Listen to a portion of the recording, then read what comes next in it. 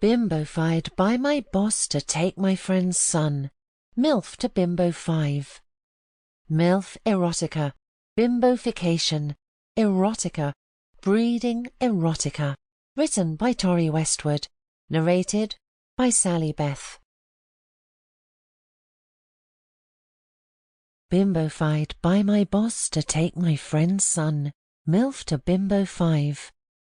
Deborah Garrison worked for one of the best orthodontists in the whole of Hollywood. It was Deborah, by the way, never Debbie. She carried herself with the utmost professionalism, which is one of the reasons that Dr. Hancock, who wasn't a doctor but realized early on that the title gave him an air of importance, had hired her. If he was going to run a world-class facility, he needed the best people for the job. Deborah beat out all the competition. She aced the interview process and now found herself manning the desk, both as a receptionist and personal assistant to Dr. Hancock. You see, dentists like Dr. Hancock weren't always busy. Their list of clients was comparatively small, but he more than made up for it by the fee he commanded. On the quieter days, Deborah would plan client visits for Dr. Hancock, or liaise with interior designers, or take and manage deliveries. Today, though, she'd called in a favour.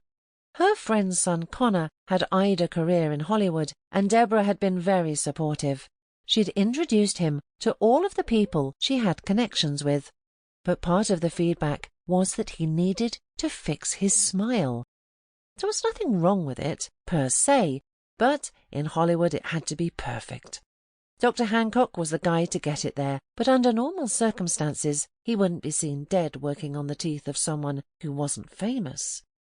He'd say things like, "It'll affect my brand." Deborah was professional. She understood, but after years as Dr. Hancock's assistant, she felt a familiarity that afforded her this one favour. The doctor had eventually agreed, but on the condition that Connor visited on a quiet day. Deborah had thanked him and then waited until she was alone to celebrate quietly. She was reserved, as always. Connor had been ecstatic. You wouldn't think anyone would punch the air at the thought of visiting the dentist, but this could be the start of something huge for Connor, and he was ready for it. On the big day, he even dressed to impress. Deborah had buzzed him upstairs, and even she had been taken aback by how handsome and smart he looked when he entered. He was wearing a tight-fitting blue suit with an open-collared white shirt beneath it, and immaculate... Sample complete. Ready to continue?